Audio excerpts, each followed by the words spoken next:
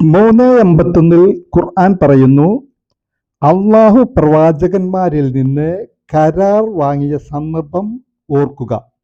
നിങ്ങൾക്ക് ഞാൻ വേദഗ്രന്ഥവും തത്വജ്ഞാനവും നൽകുകയും അനന്തരം നിങ്ങളുടെ പക്കലുള്ളതിനെ ശരിവെക്കുന്ന ഒരു ദൂതൻ മുഹമ്മദ് നബി നിങ്ങളിൽ ആഗതനാവുകയും ചെയ്താൽ നിങ്ങൾ അദ്ദേഹത്തെ വിശ്വസിക്കുകയും സഹായിക്കുകയും ചെയ്യേണ്ടതാകുന്നു. ഇതായിരുന്നു ആ കരാർ.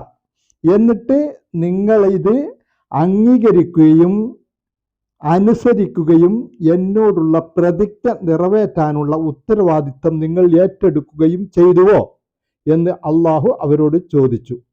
അവർ പറഞ്ഞു, ഞങ്ങൾ അംഗീകരിച്ചിരിക്കുന്നു. അവൻ അരുളി, എങ്കിൽ നിങ്ങൾ സാക്ഷ്യം വഹിക്കുകയും ഞാനും നിങ്ങളോടൊപ്പം സാക്ഷ്യം വഹിച്ചിരിക്കുന്നു.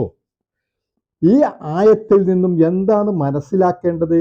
മുഹമ്മദ് നബി ജനിക്കുന്നതിൻ്റെ എത്രയോ വർഷം മുമ്പ് ജനിക്കുകയും മരിക്കുകയും ചെയ്ത ആദം നബിയോടും മറ്റ് നബിമാരോടും അള്ളാഹു കരാർ ചെയ്യുന്നു.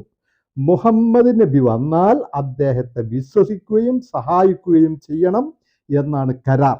മുഹമ്മദ് നബി കാരണമായി ആദം നബിയുടെ പ്രാർത്ഥന അള്ളാഹു സ്വീകരിച്ചു.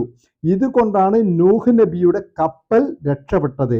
മൂസാ നബി 50 വഖത്ത് നമസ്കാരം 5 സഹായിച്ചു. ഇവിടെ മരിച്ചവരോടാണ് അള്ളാഹു സഹായിക്കാൻ പറഞ്ഞത്. മരിച്ചവർക്ക് സഹായിക്കാൻ പറ്റും എന്നതിന് തെളിവാണ് ഇത്. മുൻ വേദങ്ങളിൽ മുഹമ്മദ് നബിയെ പരാമർശിക്കാത്ത ഒരൊറ്റ വേദഗ്രന്ഥവും ഇല്ല.